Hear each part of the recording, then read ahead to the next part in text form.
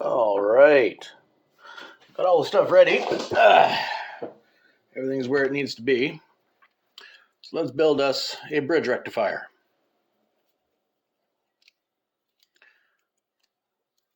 I'm going to start by just stripping these leads. Yeah, the three that have to go to the three-phase power source on the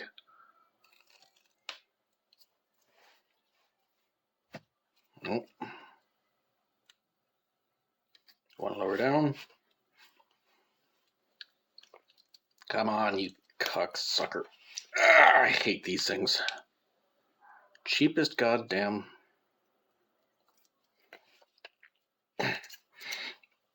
Oh, fuck off. The cheapest, worst wire strippers I've ever fucking had. They're absolutely shit.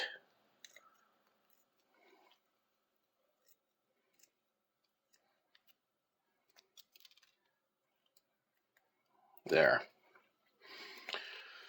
That's one. So, one wire, rather one lead, and we take a pair of diodes. Remember, this is a full wave. There's also a less complicated version there's a less complicated version of this component.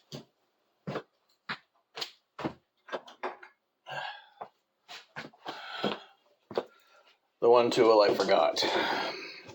There's a less complicated version of this component which only uses 4 diodes, but that is, well, it only goes from 2 leads to 2 leads, so it's not reducing phase.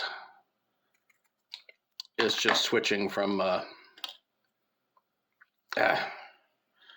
2-lead AC to a 2-lead DC.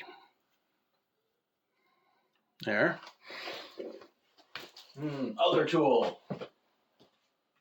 Now, I should really think about getting all of my tools in the right place ahead of time. But I haven't done that yet, so I'll about start now. Little bit of a lead down, like that. Little bit of a lead down like that. The diodes make it so the electricity can only flow in one direction. So the red and the white end are opposite poles, so flow that way. We take this wire here, put it in between them, so those 3 leads are together. And we take a Moret standard wire connectors. Moret's a brand name, but it's a common enough brand that is like, you don't buy gelatin, you buy Jell-O. You don't buy cola, you buy Coke. There, so that's one of the 3 phases which I have to bridge. There. That's one. Let me do the other 2. Well, I'll tape this one up good and solid, and then I'll do the other 2. And once those are done, I'll come back and show you the next part. All right, got these put together. And as you can see, I can no longer see the ends of the components actually very well. So that's why I left these tags on here, so I can tell the positive and negative end, or the direction of flow for the electricity. We got 3 of these now. Next step is I got to connect a single lead onto all 3 whites and all 3 reds. So that one's got to flip over. So all 3 whites are going into one and all 3 reds are going to the other with a lead on each one. Those will be the positive and negative which connect to the motor. I'm not worrying about what color the wires are because I'm the one putting together, so I'm the only one who has to deal with it. Okay, now, I'm not sure if 4 wires will fit in a single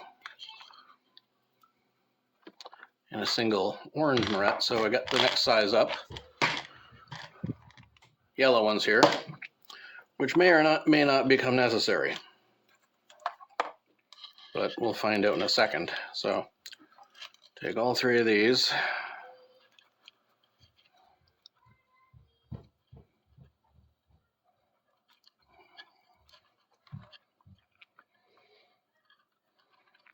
And those all together.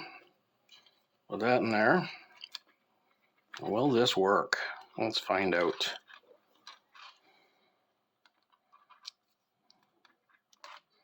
They're all connecting, they're all hooking in, they're all staying. They're all staying. Good enough. Okay. So that is going to be one lead. Doesn't seem to be loose at all. It's all connected. It's all staying stable.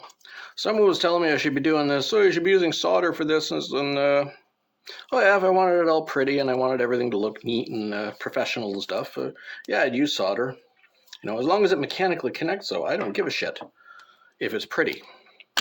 It's going to be a ball of tape. So who cares if it's ugly? It's going to do the job. Again, the phrase comes up, perfunctory. I am a perfunctionist. This adequately performs the task required. That's all I require of it. I don't care if it's pretty. Doesn't matter. As a wise man once said, there's a secret to pretty welds. And that secret is thick paint. So, did the white tip. Now we'll do the red tips. Get these off of there. So we can get these all to meet up in a single direction. Kind of, more or less. A bit. I'll get that in there with it. I got one more moret.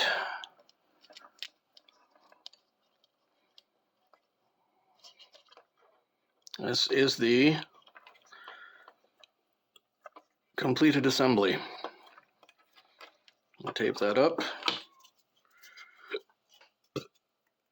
Tape that up and hopefully it works. Let's find out. Well, hopefully it holds together. Then there's one step after this. I got to put connectors on the other end of the wires.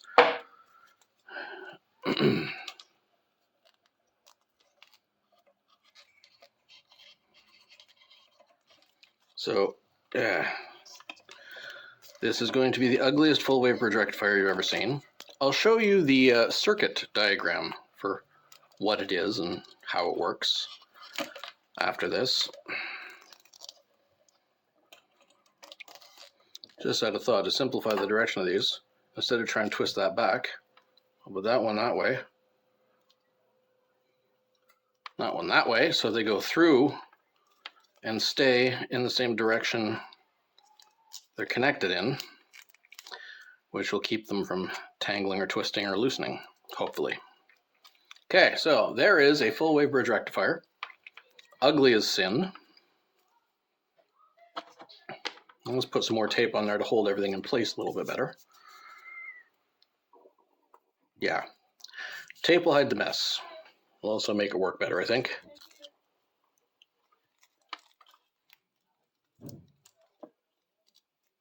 I don't know whether that's going to work better, but it's going to do the job.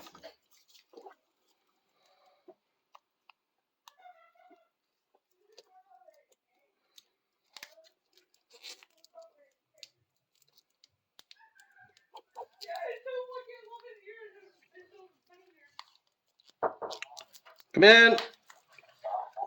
Package? Yeah. Oh, cool. Well, the other ones are here. Yeah. I'll be right back. Well, got that all taped up. The ugliest component piece I've built in a while. Should work. And the other package arrived. So, difference I can see between the two companies.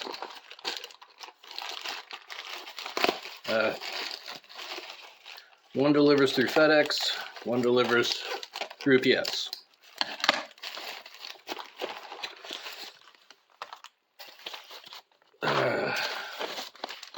Let's see, everything there.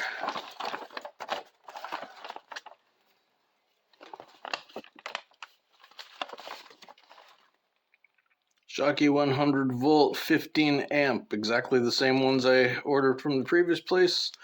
I also ordered a single big ass gigantic capacitor, just in case I need to level out the wave.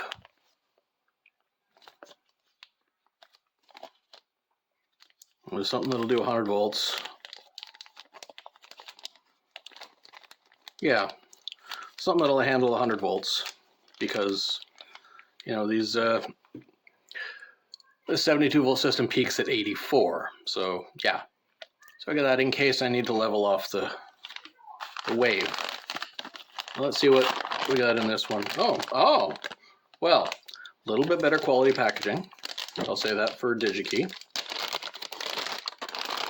Mouser's a little more expensive, but they got here a little faster.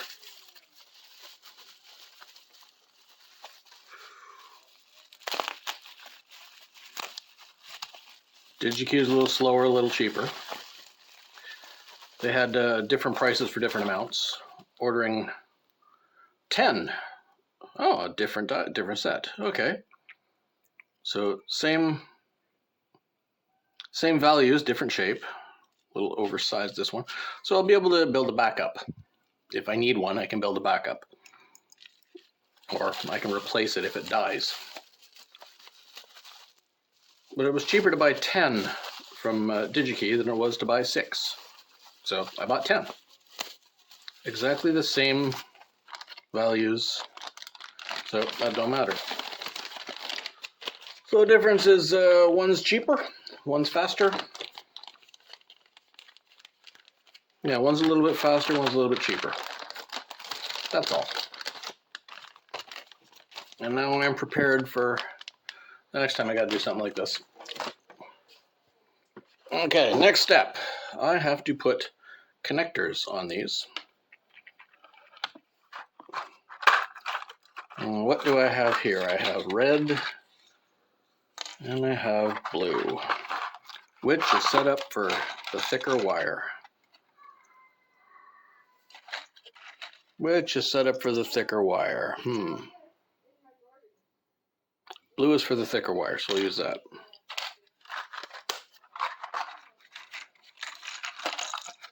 A pair of males, a pair of females.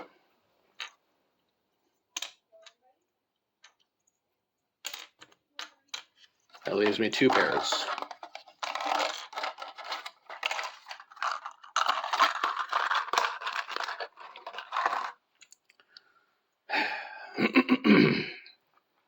So what I'll do, because I'm not sure directionally how to hook this up to get the motor to spin the correct way, I'll put both the females on this one and both the males on the other one, so I can swap them. Let's get it in there all the way. And we find our cheap-ass, shitty, worst possible that I've ever used strippers.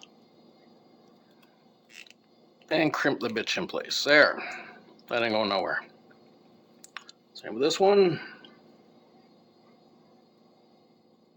Get it in there good and solid. Line it up with the blue. Crimp it in place. Ain't going nowhere. And that is a completed octopus. Well, bridge rectifier, but same thing. Next step is testing it. Now, here's something. When you're testing a component, a piece, a circuit, anything, even if it should be completely flawless and easy and the simplest thing in the world and you shouldn't need to worry about it, if you have the option of using a spare piece, a spare system to test it on, as opposed to the one you're actually using, take that option, test it first, because if it fucks up on your spare parts, you've only lost your spare parts. If it fucks up on your machine, on the thing you're working on fixing, and breaks something, then you're out all the stuff you break on the machine. That being said, I'm going to swap some wires. I'm not going to unbolt this thing.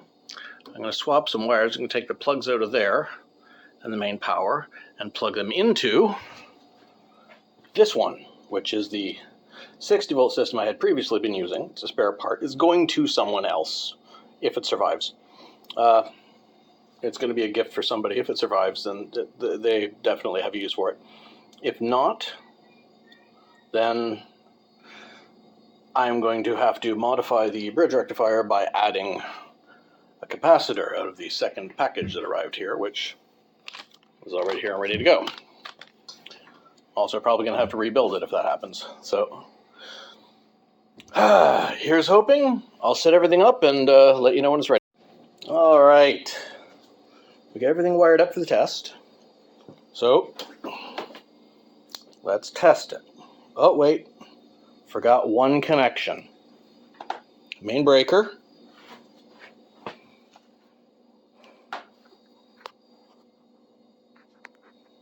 Let's see. Yeah, you're balanced up there. Got to connect the main breaker to the last battery. This is for a 60 volt. Okay, now we turn on the main breaker. I'll turn on the bike. Everything's up and running and working. Let's see what happens.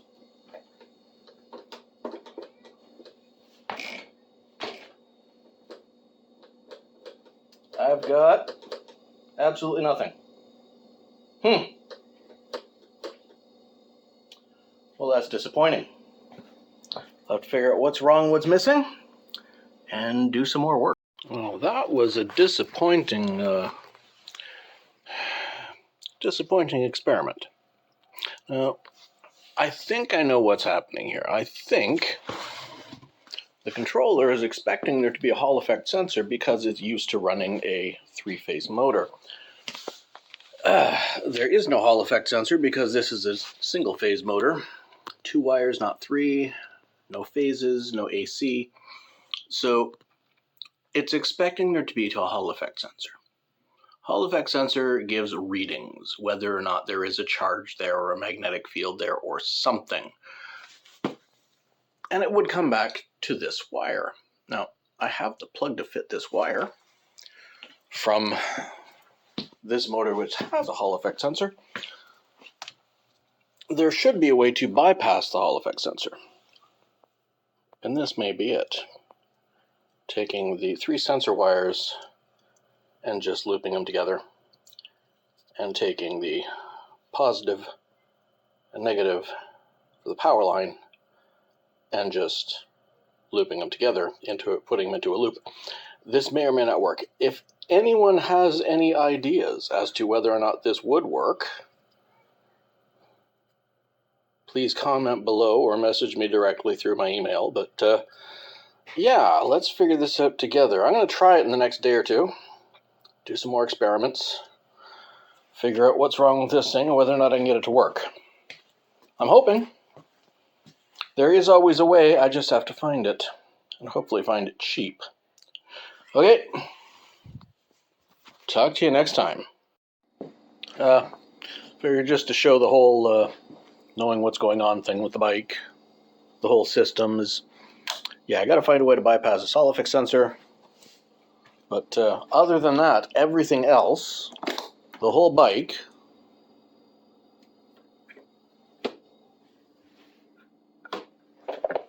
brakes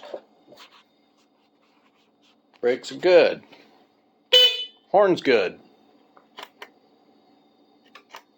High and low beams work. Turn signals work. Everything works.